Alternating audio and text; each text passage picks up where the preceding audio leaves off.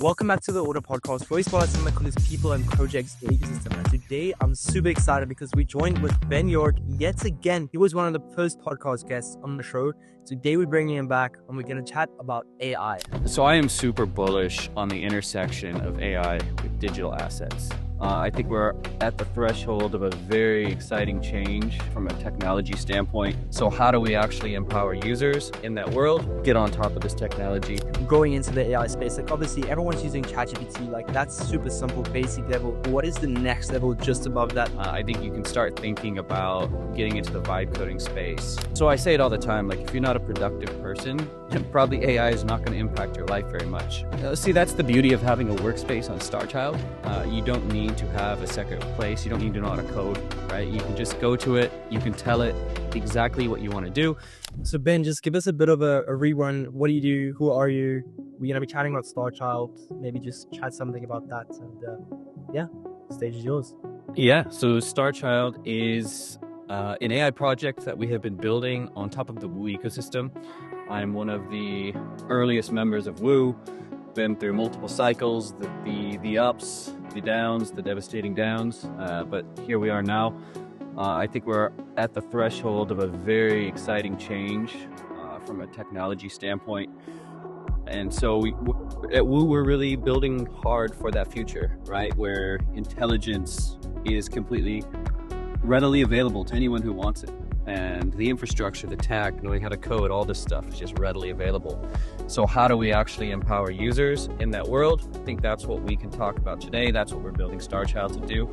And that's something that gets me out of bed every morning, that fear of being left behind and how we got to get on top of this technology to deliver more use to our users and ourselves. What is the best way for someone to start in going into the AI space? Like obviously everyone's using ChatGPT, like that's super simple, basic level, but I want to know like what is the next level just above that everyone can start implementing right now? What you mentioned a timeline. I mean, the concept of vibe coding is about 1 year old. That's when Claude Code initially became pretty good at actually being able to read and edit code bases so that anyone can build, whatever they want. And so I think that's really the first killer use case of AI, besides being a chatbot that replaces Google. I know a lot of people just use ChatGPT, sort of like a personal assistant, asking it, firing it random questions. How do I cook this? What's the spot on my skin? These types of questions, right? But I think if you want to take the next level, I think you can start thinking about getting into the vibe coding space. And what does that look like for you? Maybe it's not building an app. Maybe you're not a builder, but maybe it is, something to do with spreadsheets if you work. Maybe it's something to do with how you store files on your computer to be more organized, right? So all these things from AI, they're just productivity increases, right? They make you much more efficient, more productive. So I say it all the time, like if you're not a productive person, probably AI is not going to impact your life very much. But if you're constantly thinking about how can I do this better? Why do I need to use 3 apps when I could be using 1? Then suddenly AI and vibe coding, the dots start to connect. Interesting. Also, I saw a very interesting article. I'll pop the link in the description about this guy just chatting about everything that's going on in AI at the moment, and like not really trying to scare you, but actually trying to like put this in your mind, like, okay, you need to start putting the steps in order to start learning, because eventually, like all of these stuff that people doing, like writing emails, writing blogs, writing content scripts, all of that, it's going to be replaced with AI. And obviously, to get into it earlier and to get back to the point of AI agents rather than ChatGPT, where it's like you can have this one agent that you just send him a Telegram message or send him a voice note of like, I need this and I need that. Can you do everything for me when I wake up tomorrow morning first thing? It's saying on my phone, like I bought something like that 2 days ago, and it's like, it's insane. It's scary. Like what would you suggest is the best places to start building an AI agent that could run basic tasks, just to kind of give you that feel of, okay, this is what it can do? And then obviously from there you're going to be tied, like being pulled in with a rope into the AI space and just like play around more. But what's the like start basis? Mm-hmm. Well, you mentioned AI influencers at the beginning of your question, and I think we should circle back to that later. But I'll answer your question first, right? And I think the most important thing if you want to become AI proficient is learning how to prompt, right? So you have to understand how the language model interprets a user's request, how it responds to that, and then being very good at prompting. So that would be my first step, something to look into. The second would be to get familiar with all the different models, because there are so many companies and so many models now, and they all do different things. So knowing which tool for which use case, that's going to save you a lot of time and a lot of money. And it will also get you better results when you need these results. I think once you got these two mastered, I would try to get really good at ChatGPT or Claude, one of the two, which means setting up projects within the application, setting up the instructions for each project, adding files, creating a custom GPT. Like, these are all the steps that most people who are AI proficient did gradually over 2 years, from 2023 when it started exploding, up until the point where vibe coding became a thing, and that's where everything just took off, right? But we were sort of drip fed these features, like, oh, I can now create a project, oh, I can create a custom GPT, and a lot of it is just adding that initial thing, learning how to prompt, just applying that to different places. But if you can do all of this, then I think you're really ready for the personal agents, which is sort of, I guess, the topic of the conversation with OpenClaw and Starchild and things like that. But yeah. So I think these are the things I'd try to do if I was starting from zero today. Interesting. And obviously, a lot of people, they maybe struggle to start building the things, and that's where Starchild comes in, right? Your guys' product. Like, can we chat a little bit more about that? Like, how does Starchild work? What does it do? Can it help me execute trades? There's a bunch of questions that I have for that, but just give the bit of the understanding for the viewers. What is Starchild? Okay, so we've been through a few iterations at this point. That is the nature of building in an industry like AI. Right? It just moves so quick, and slap AI and crypto together, and yeah, I mean, you cannot take a day off. But right now, where we're at, we've seen this huge outburst in personal agents. The most popular is called OpenClaw. And so OpenClaw has a lot of drawbacks, right? It's very insecure to the average user who's setting it up for the first time. It costs a lot to run, and it doesn't have any sort of trading specific features, right? So Starchild, that's something we want to do. We want to bring our existing strategy creation expertise, our existing expertise with connecting to liquidity and trading. We want to attach a wallet so that a user can execute from any chain, and they'll be able to describe in natural language exactly what they want to do, and the agent will be able to give them the tools to help them do that. And because it's built very similar to something like OpenClaw, there are so many different APIs or skills that can be added onto it to become that superhuman personal assistant that we dreamed of since we started seeing sci-fi movies as kids, right? So yeah, this is what we're building with Starchild. We're not there yet, but with the next couple weeks, we'll start to roll out a lot of these features, and you'll be able to get in, try it out. That is my official call to action right now. Actually, is if you do think that you would be able to add value in some way, definitely reach out to us and get in contact. Interesting. So it's literally like a plug and play. I connect my wallets, I connect my whatever you need to connect, and it's like, okay, set up your strategy, create your strategy, and then it runs by itself? Or is it more like it would guide you throughout the strategy, and then you would have to go back to your trading software and then actually implement that manually? See, that's the beauty of having a workspace on Starchild. You don't need to have a second place. You don't need to know how to code, right? You can just go to it. You can tell it exactly what you want to do. What type of strategy do you want? It can help you build that. Where do you want to deploy that strategy? It can help you build that. What risk parameters do you want to set on this strategy? Where do you want your stop losses? Where do you want to just close down all your positions? It can help you do that in a systematic way. And if you want to create more customized trades, things about like what happens if Iran bombs somebody, right? Like these sort of things you can factor in. And I think this is the future, right? The future's become more idea driven where people have like a thesis about what is going to happen. Maybe it's AI exploding, and then all the the AI tokens and the chip manufacturers, right? Like all of these are going to start going up. You can find different ways to capture these trades with different instruments. So this is what we're seeing. We're kind of seeing the hyper gamblification of the world, right? We see prediction markets this year has just been huge. People just want to bet on everything, right? But if we allow people to do that, everything just becomes a giant casino, right? So I think as this trend continues, people lean more into I guess I would call it like financial literacy, for lack, like that's the good way of seeing it. Gamblification is the negative way to see it. Giving these people tools to build actual trading strategies, I think, is the most important thing. And that's something that we're hoping to deliver with our latest version of Starchild. Obviously, for like the pro traders, it's going to be super easy getting into the platform. What about there's someone that's getting into crypto? They got into it today, and they got access to Starchild. How do you educate the users around the program or the software or like trading strategies? Is there pre-built strategies that are just implements, or is it more about like you need to go sit down and think about all these different things and then build your own?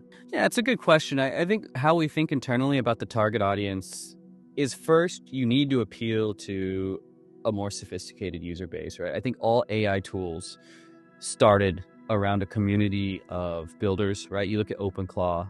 That is a prime example of, you go to some tech meetup in San Francisco around OpenClaw, it is packed with these sort of like, nerdy tech guys, right? And these are the guys who really drive it forward. If you go back to the roots of crypto, there was also a lot of these people, the cypherpunks of the world, who were really driving the early Bitcoin communities. So I think for Starchild in its infancy, we're going to really focus on that niche of more builder focused or trading focused guys who already have a strategy in their mind and they just want to experiment with it in a secure, safe, cost efficient manner. And then once we can develop some very successful use cases on there, it's very easy to adapt that product to mass retail. You also just mentioned like costability. How does the cost work? Is it going to be part of your volume that you trade? Is it going to be per message you sent? Can you dive a little bit deeper into like how are we actually going to be paying for this product? So I think this has been one of the biggest knocks against OpenClaw, is that these personal assistants, right? You connect it connects to this model, and then it's running all these processes in the background, right? This is what an AI agent does. You give it a job basically, and then it figures out the best way to fulfill that, and then it does it, and then it delivers you a result. This can get very expensive, especially if you're running the top models from Anthropic. That's the company who makes Claude. So if you're running their most heavy model, it's called Claude Opus. You are going to burn a lot of credits, right? Like $20, $30, $50 per day. And that's before you start actually like, that's before like real heavy usage, right? So one thing that an app like Starchild can actually do is it can help route the models. Since we have access to all the models, it's not like you set up OpenClaw from scratch on your device and then you have to go get an API key from Anthropic and you have to plug it in. It's all very messy, right? But Starchild has access to all the APIs. They can route to the best ones to be more efficient. And also, if the user is it's a power user, they can actually set the model that they want to use. So it could be very cost effective. Or if they're not concerned about cost because they just want the most bang for their buck, they can also crank it up to the highest model, the latest model. Amazing. Obviously, with AI trading becoming like a norm now, how do you see the markets reacting to it? How do you see like the everyday trader going into this? Because I mean, at the end of the day, if the AI is making all the trades for you, you can say like trading is easier. What does that mean for the like general public? What does it mean for the crypto communities?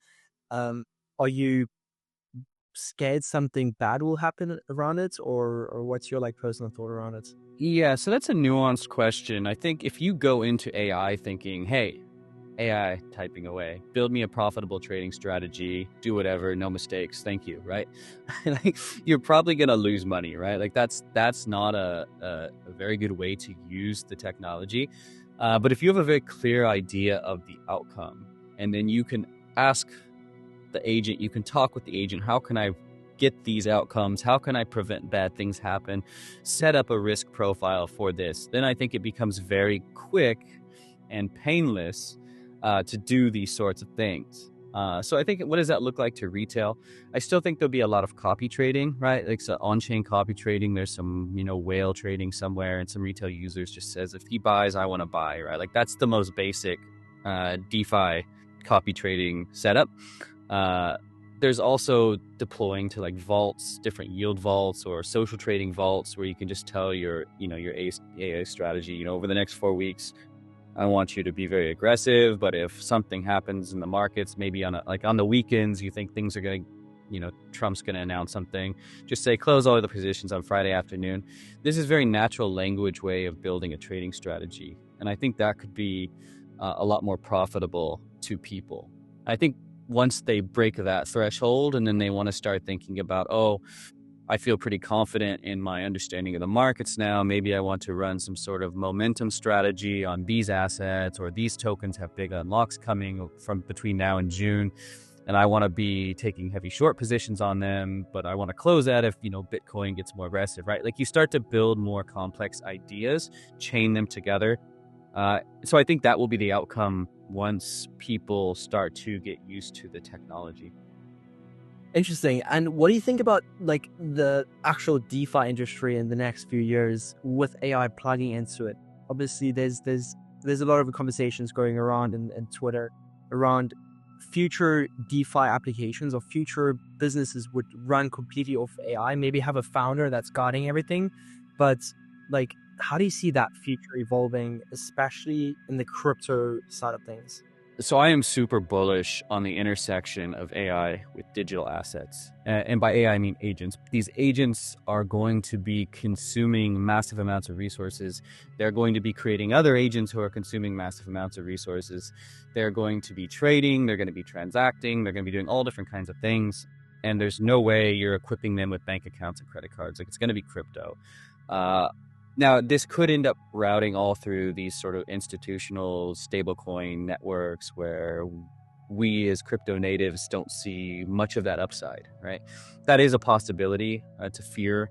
But I think there is a very strong case to be made for the opposite happening.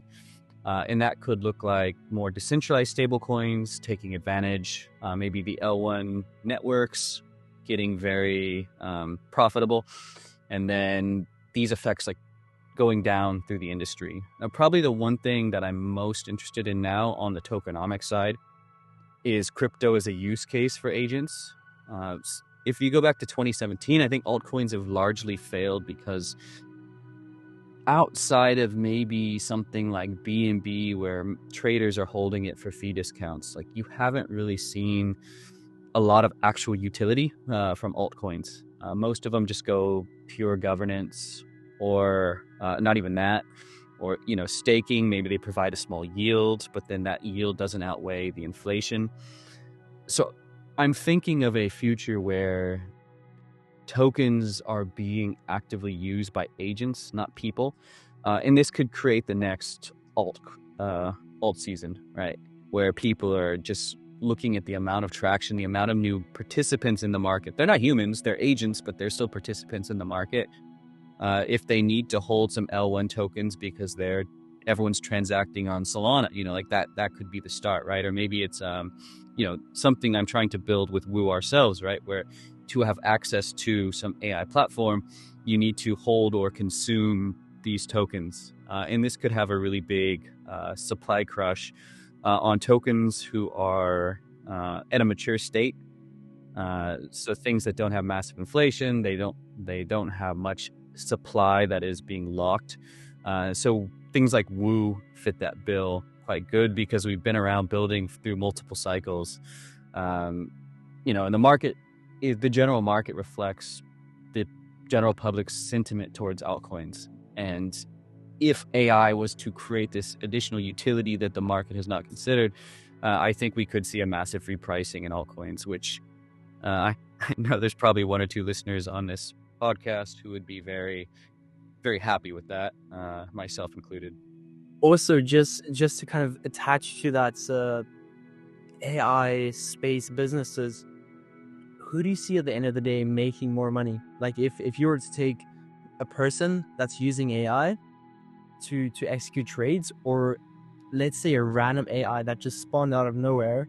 I'm not sure if that makes sense, but it was just created somehow and it has access to a wallet, let's say 100K in there, and it's just getting smarter and smarter every single day versus a human and an AI. Like do you see as being a problem one day in the space? Like, what's your thought on that? For sure, it's going to happen, right? I mean, you're almost like you're describing a AI KOL, right?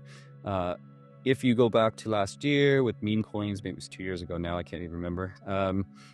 You had guys that as soon as they entered a position, it was just on Twitter everywhere. People were talking about how he's bought this, it's going to pump. And then it was just a self-fulfilling prophecy at that point where the capital would pile in, the token would pump, everyone would be like, oh, he's a genius, But I mean, the reality is some AI is going to do that. Some model or some agent is going to start being very successful. Yeah, and then the FOMO is just going to kick in. And yeah, I mean, it'll probably be, hopefully it goes well. It could end up being like a James Wynn situation where, he ends up losing whatever, 9 figures. But I think there will be a lot of media attention on high profile agents. So that it's a big opportunity for the space. I don't have any predictions about who's going to be more successful. And I think that's the thing about markets is nobody's successful forever, right? You have your good days and you have your bad days. But yeah, it's going to reshape how we think about the industry. Awesome. Well, thank you so much, Ben. I want to ask one more question to round everything off. What is the most exciting thing that Woo users and all users can expect in the near future with Starchild? Over the last year, it's been very difficult to trade these markets. We've been down, we've been chopping. If you try to trade the breakout, you end up getting chopped up and losing money. And you see a lot of perp traders who are either out of money or they're spending time with their families or golfing, traveling the world, whatever, right? Like that's the smart thing to be doing. But it's not necessarily the only play. So I think once Starchild, I think we're about a week or two away, depending on when this video gets out, from getting out in the wild. And then we're going to be pushing it quite hard after that. What I think we can look forward to as a WooFi Pro user or an orderly user trading perps is that people be a lot more, they'll be able to trade, in all conditions. Like for me, it's impossible to trade these conditions right now, but if you give me Starchild and you hook me up to maybe like a funding rate ARB strategy or just like a grid strategy, then suddenly I'm able to generate some sort of profits. I'm able to generate revenue for the protocol. These go back to, in the form of yield to stakers. I would say this is the ideal outcome, right? Hopefully a huge influx of a different type of user to the ecosystems. Because I don't think many people in crypto identify as perp traders, right? It's a very, very small subsection of the population. If we become a more broader AI tool, we can appeal not just to perp traders, not just crypto users, but also people who trade traditional finance, traditional, Forex, whatever. The pool starts getting much bigger. You could also appeal to people who are just like AI enthusiasts. They like tinkering. They don't necessarily like crypto, but they want to see what it can do. And I think that's something as a crypto industry we have failed at, is getting outside our bubble and the whole time cannibalizing our own bubble with all the scams and the predatory tokenomics and everything. We can get more people in, but I mean, that's going to require really good products, really good execution. That said, I think of the people who are still building in this space, they've been through a few cycles. They went from pure hype to, okay, we have hype and product now. And and now we're learning even more about how to go to market. I think some of the most effective execution driven people now are coming out of crypto because we've just had to go through so many different cycles and so many different market influences on how we deliver. So yeah, I think that's the challenge for us. That's the opportunity. And I hope as a holder and an order holder myself, like that this could be something that brings the whole space forward. Yeah, exactly. I think that that would be great. Is getting more people involved, getting more people to trade, and exactly what you're just saying. Like AI is going to help that bubble expand and bring more people in. But thank you so much, Ben. I really appreciate your time. All the best, and happy trading with your star child. Yes. Pray that it goes well. I'll talk to you soon, I hope. Awesome, man. Ciao, ciao. See you.